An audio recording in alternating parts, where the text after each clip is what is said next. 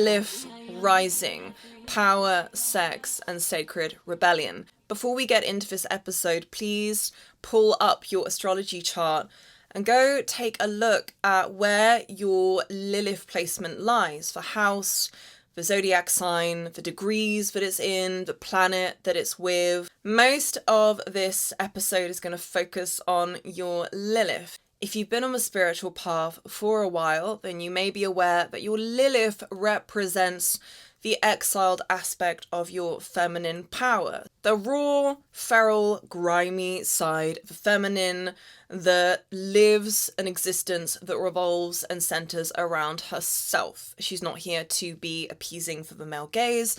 She's not here to be accommodating or make herself comfortable for other people. So we're really talking about all the parts of your expression that you've been commanded by society to dismiss, that you've been told will make you less successful, less likable, less likely to find romance, a partner, people who love and accept you. So there's so much brainwashing when it comes to our inner Lilith. So in this episode, we're looking at how to reclaim back those parts, the raw, animalistic, sexually activating power that really to walk through the world without having access to is a true travesty, because this is the part of the feminine that really connects you into the most sacred and vitalizing and creatively innovative parts of life. We're not just talking about the rejection of a raw, feral, sexually animated and self-expressed part of your feminine expression. We're also talking about your inner visionary, right? Your inner leader. All of these parts of you that you have been repeatedly convinced by the societal structures at B make you unlikable and will make you less likely to be able to achieve and manifest the things that you want. And quite the opposite is true, okay? Especially in this time in our evolution where we need as many women as possible to really reclaim those parts of herself. So briefly coming back to your Venus, this is my take on what your Venus represents. This is not based on what I've studied or what I've heard from other astrologers. This is purely my take on what your Venus represents in your chart. Your Venus represents the more traditional displays of femininity, which are not something that should be demonized, by the way. This is something that can absolutely serve you in life, especially if you want to climb the social ladder. You want to get into rooms where there are powerful people, influential people that you can network with. This is where your Venus comes in, because this is the part of your feminine expression that is sophisticated and graceful and appeasing and harmonious and knows how to bring those social graces and that decorum and diplomacy into the spaces where you want to be able to win people over. You want to win an audience over. You want people to buy things from you. You want to build a loyal fan base that's obsessed with you. This is what your Venus enables you to do when you unlock the power that is available to you. So Venus is very much about social graces. It's about charm. It's about the aspect of your femininity that is magnetic and alluring and beautiful, but in a way that invites and welcomes everybody in, right? So it's easy for you to attract what you want. You are deliberately and intentionally embodying an energy that wants to magnetize, that is putting out the attention to invite in, to magnetize. So when I say that this is more about traditional displays of femininity, I mean that this is the part of your feminine expression which is more readily accepted by society. The softly spoken woman, the accommodating woman, the woman that listens, who is very harmonious, very compassionate, very, again, socially graceful. And that really can serve you in the world. But you've got to be careful with your Venus that you're not playing out the shadow side of your wounded Venus, which very much looks like people pleasing, the diminishment of your expression, the diminishment of your needs and your desires, not speaking up for yourself, being afraid to displease people, being afraid to state opinions that will make you unpopular. And this is what happens when we operate from the shadow side of our Venus, our wounded Venus. This is the little girl inside of us that wants love and affection, and she wants attention, she wants to be accepted, she wants to belong, but she ends up sacrificing the truth of who she is in exchange for having that belonging. And we don't want you to operate from that place of, I need attention and I need to be loved and I need to find a man who loves me and I need to be accepted by women. We want you to have this fluidity and flexibility of being able to move between the socially graceful, accommodating version of your Venus, who again knows how to bring people into her space, invite and attract people in when it's time to do so. But equally as much so, you know how to tap into that raw, feral, self-expressed, ferocious, uncompromising inner Lilith who takes no prisoners, who can show up to the world and say, this is who I am. I'm not going to explain who I am. I'm not going to explain why I desire the things that I desire. They're here for my taking. The world is mine. The world is mine to experience. I'm allowed to openly express my desire to taste the very best of what life has to offer me. I'm allowed to change the way that I do things, the way that I dress, the way that I show up to my creative practice, my creative work, my spiritual mission, and I don't need to explain myself to anyone in the process of doing that. That's what it looks like when you're rooted in your inner Lilith. You're really coming from this place of power and strength and authority, and you know who you are. You know who you are. You know what you want. You're not willing to tone down and diminish the ambition that you have for your life path. You're not willing to compromise. You're not willing to make the tasks that you have given other people around you to help you in accomplishing that mission easier. You're not willing to make people's lives easier because you want them to also rise into their greatness. You have this vision, you have this enormity of a spiritual mission ahead of you, and you're not willing to compromise it for anyone, okay? That's when you're operating from the power of your Lilith. So Lilith in our astrology chart represents the repression of our wild feminine, the unhinged, spontaneous, all-encompassing chaos that represents the feminine principle that exists in the universe. And when it expresses through a woman, it is wild and unruly and holy and terrifying and something that is truly a spectacle to behold. This is the part of you that can create miracles, and my God, do we need that aspect of women to come back online sooner than later, please. We have so many examples of women on the internet who are still pushing this narrative that being a powerful woman is about how many men you can attract based on how many different forms of sexual performances you are displaying of yourself. That has nothing to do with feminine power. Feminine power, raw, dark feminine power, is I have a vision for the world. I have a vision. I have an insatiable creative appetite to manifest this thing through me, and I'm going to get it done, no matter how long it takes. Okay? That's the power I'm talking about. It's ancient, it's feral, it's queenly. We're talking about the high priestess, the woman who sits in the temple on her throne, who men and women go to bow down at the feet of, asking for her blessings because they know that they can manifest their own dreams and visions through her because that is the power that she holds. That's what we're talking about here.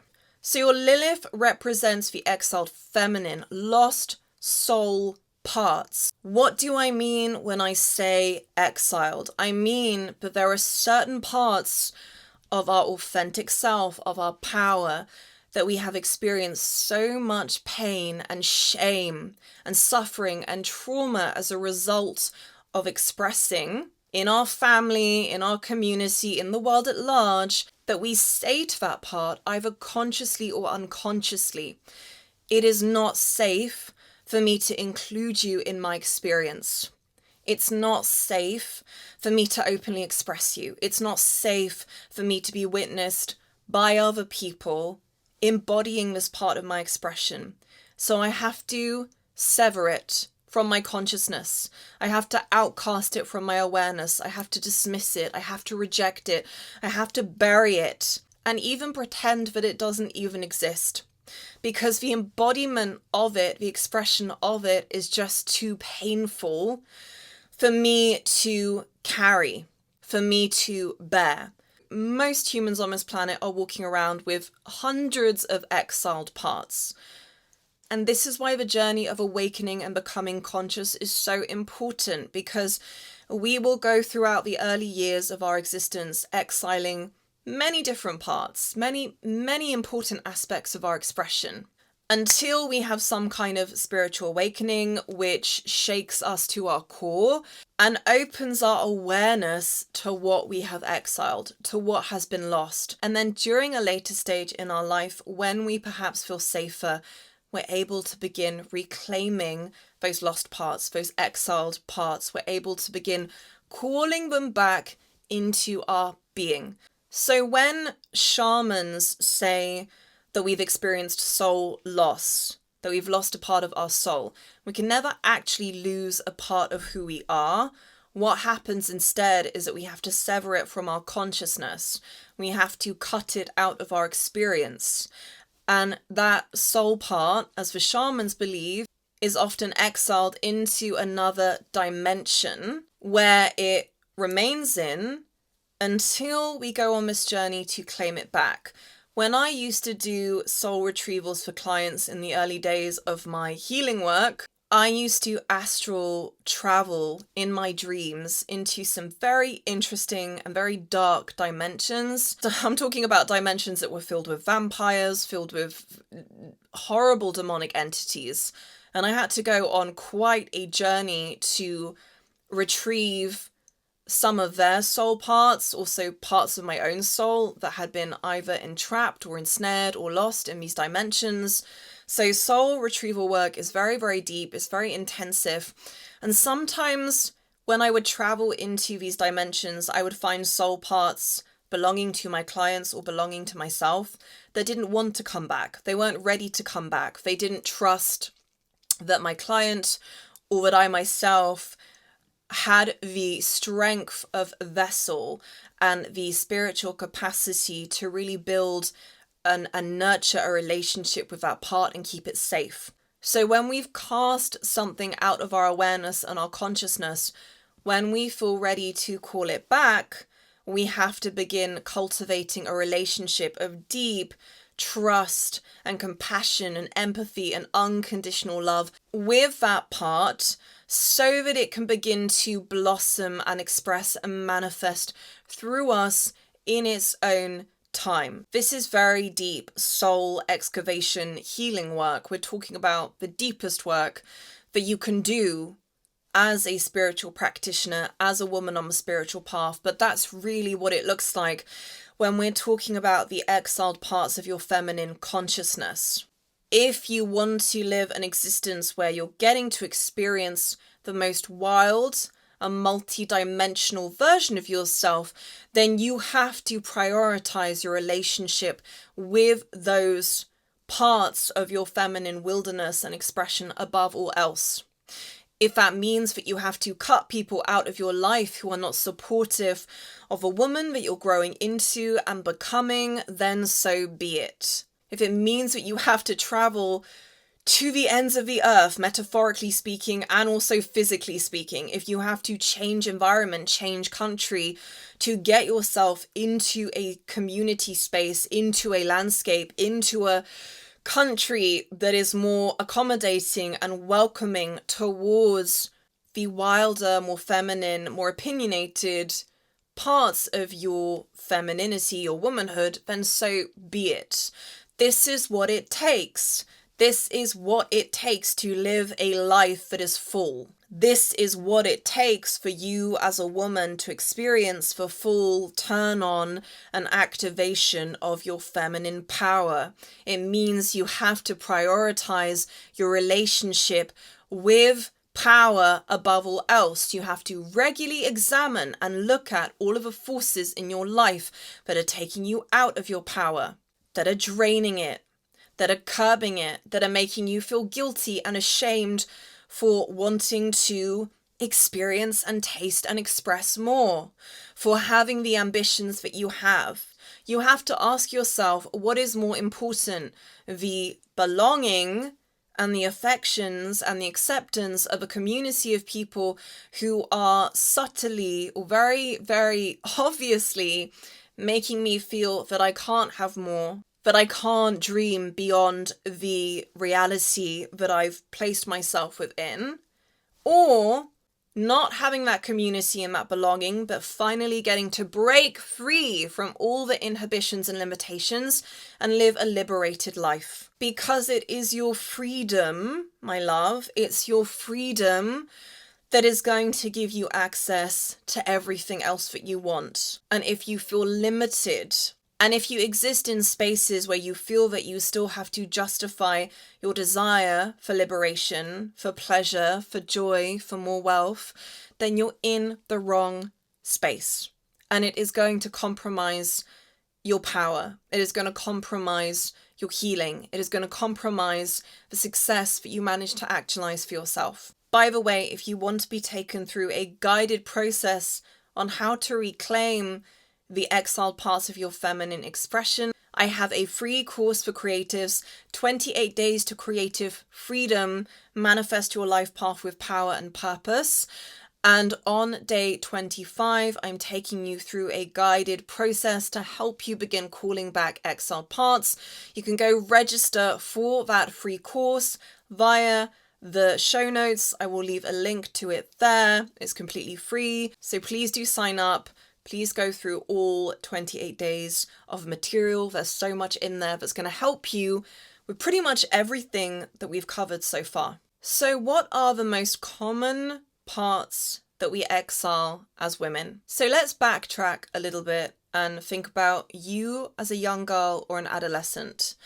Young girls will typically suppress anything that makes them too unique, too different to find belonging with peers. They will also exile anything that makes them too gifted, too talented, stand out, makes them an exception to the crowd, which may cause them to exile the very things that are going to make them the most successful. So if you're a young girl or a young woman who's listening to this, I want you to know that the things that you have been most shamed for, that you have found have caused you the most trouble in relationships when it comes to finding belonging and acceptance.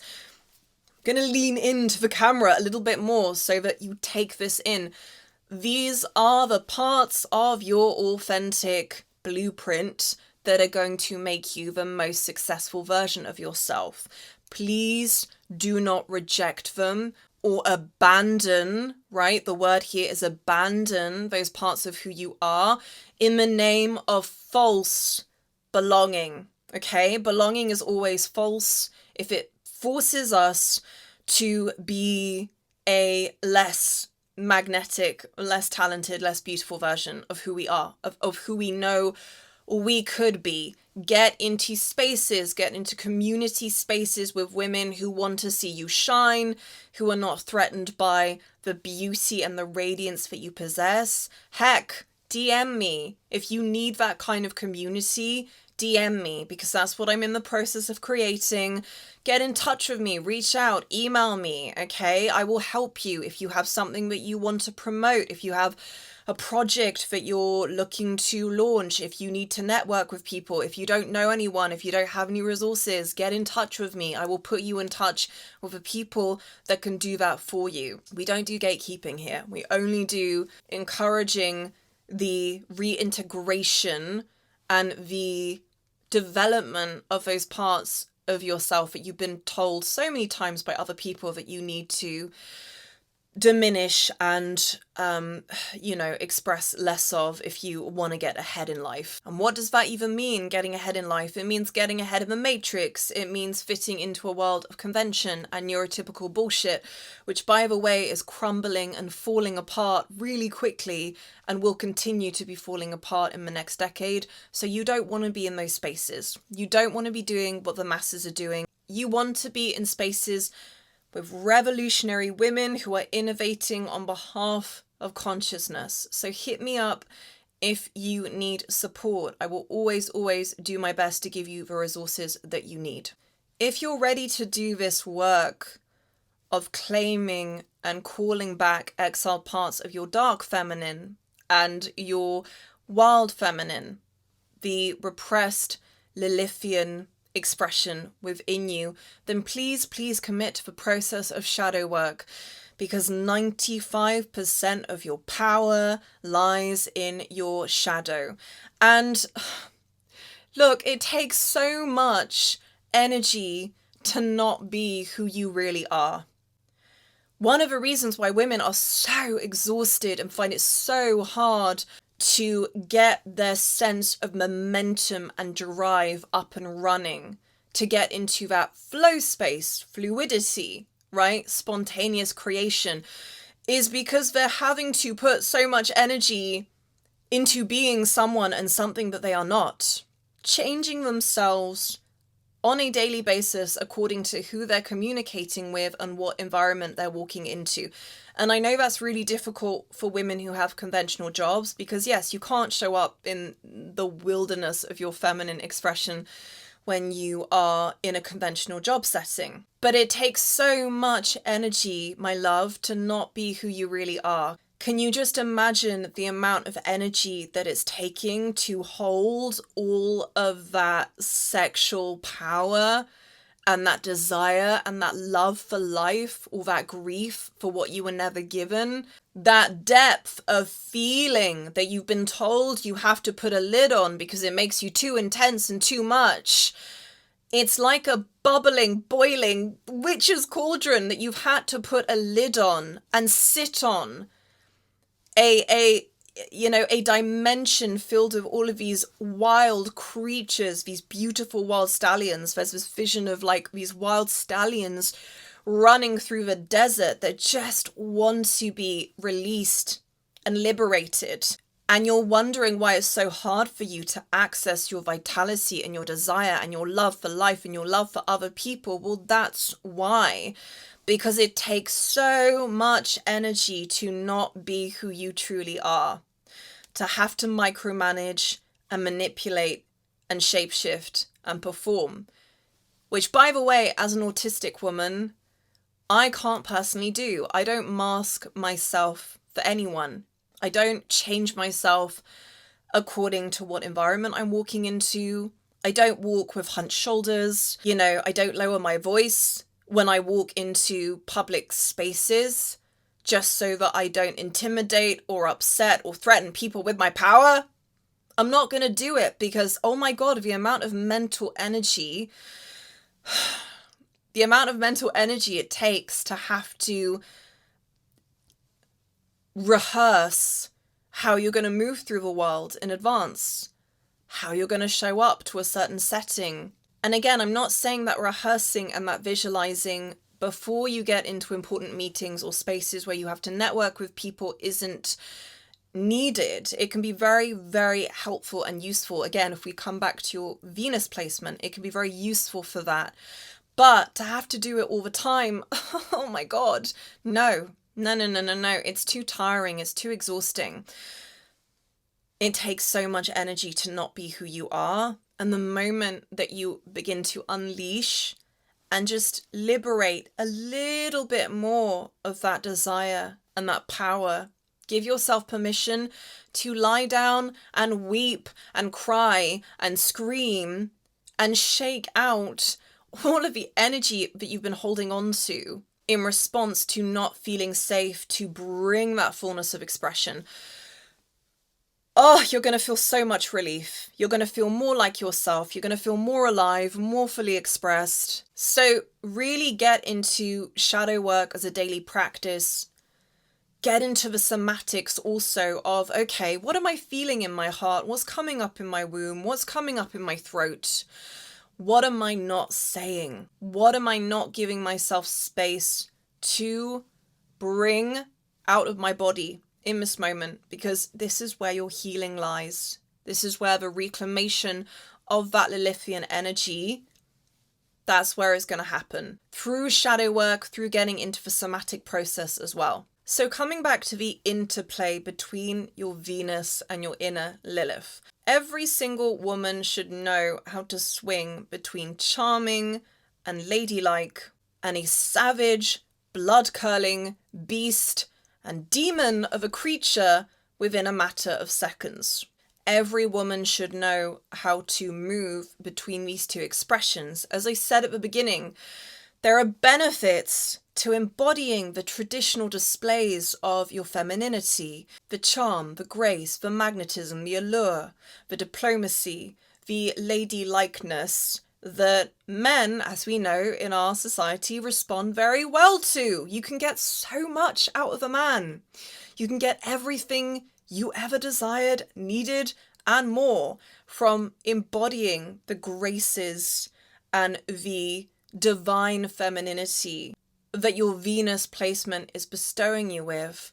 But there is a time and place for that, and then there is a time and place to root down into the raw, hostile, vital power of your inner Lilith and do a little bit of a 180, right? And the reason why all women should know how to make this switch always exists somewhere in between this space of polarity and duality when it comes to that graceful, soft, divine feminine self and that dark, all-encompassing, wrathful, Kali-esque, man-devouring Lilith self is because people treat you differently, right? They never know which side they're gonna get. They don't know what they're getting next from you. And it evokes a different level of respect. It makes you a woman who is terrifying. It makes you a woman that people don't want to test. They don't want to cross you because they don't know what's gonna happen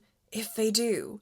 So every woman should have that fluidity and spontaneity of expression. It allows you to move through the world with access to a different type of power that most women don't have access to, right? That responsiveness, not reactiveness, that responsiveness, that appropriate responsiveness depending on what situation you're in. You know when to assert your boundaries, but you also know when to pull back and be a little bit more softly spoken and maybe a little bit less intimidating. But you're always existing somewhere between the spectrum of your inner Venus and your inner Lilith, and that's very powerful. It's very magnetic. It allows you to embody a depth of feminine power that probably, I would very confidently say, less than 10% of women, less than 8% of women on the planet are embodying. Also, if you have your chart with you, if your Venus and Lilith in your chart are sitting in the same house, or if they have some sort of relationship to one another, so they have some sort of connection to one another, so either they're sitting in the same house together or they have some kind of connection to one another in your chart that enables them to coexist peacefully, to support one another. And this is based on also obviously the zodiac sign, the planet, the degree that your Lilith and the planets that are with your Lilith are falling in. But this particularly applies for women with Lilith and Venus in the same house. If you have Lilith and Venus in the same house, you have this sort of energy of, am I going to heal you today? Am I going to enlighten you? Or will I gorge out your eyeballs, rip off your head, feast on your flesh, drink your blood, and throw your remnants down into the pits of hell for the gods of the underworld to make use of your remnants in whatever way they deem to be appropriate. This is a beautiful combination to have because you never know what you're going to get with a woman who has Venus and Lilith in the same house, or in a relationship with one another that enables you to access that sort of fluidity. So there are no in-betweens with this combination, but any woman can access that fluidity of expression, right? You never know what side you're gonna get. So the reason why Lilith is the first place that we go to is because Lilith is considered to represent the blueprint for the original woman. Before patriarchy and colonialism distorted what it meant to be a embodied woman, Lilith is considered to be the blueprint for the wild, indigenous, feminine self that once accessed awakens a woman to the truth of who she is, that enables her to access the mysteries of the universe at large, all of the hidden secrets of the universe that have been deliberately hidden from most women so that they would have to continue relying on men, depending on masculine structures to create their livelihood, to become financially secure. So we're looking at the force within you that once unleashed, there's no going back. There's no going back to who you used to be, how you used to be, to depending on men, to seeing men as your allies. Once you have awoken your inner Lilith, there is no part of you that can trick you into believing that partnering with a man or being in close proximity with a man is benefiting you in any shape or form. All of the power and the sense of security that you have been attempting to cultivate and harness through a man is reclaimed through the reclamation of your exiled parts. That's why men and society and the patriarchy have demonized your inner Lilith. That's why. Because once you awaken this part of your expression, everything changes. You realize how powerful you are. You realize how self-sufficient you are, that you don't need to put on displays of performative femininity in order to get what you want. And that's true liberation, when you no longer have to perform, when you no longer have to perform for society, for your family, for men, because you are a free woman who is truly autonomous, truly actualized, who knows her power, and most importantly of all, knows how to use it. Okay, my loves, I'm going to end this episode here because if I keep going, I'm going to go for another hour. It's going to be a little bit too much, but thank you so much for tuning in and listening. If you have questions, comments, please do leave it in the comment section below this episode. And just to remind you also that if you're a woman who wants to do this deep work of reclaiming her feminine expression, this reclamation of exiled parts, this is what we're doing in my feminine leadership programs. One of them, She Rebelled, specifically for women who really want to learn how to accomplish everything that we've spoken about in this episode. She Rebelled is currently on sale for the next month. So if you want to learn more about that, do check out the show notes. I'm going to link you all of the information on that leadership immersion. You can also reach out to me via Instagram. I'm going to leave an option for that in the show notes as well. And don't forget to join my 28-day free course for creatives, because this is definitely going to help you with everything that we discussed today. Please don't forget to rate this podcast, to share this episode with another woman who might need it. Please do let me know your feedback, and thank you so much for tuning in. And please also don't forget to follow the podcast on the Spotify page so that you never miss an episode. Thank you so much for tuning in. I will see you for the next episode, and lots of love for now.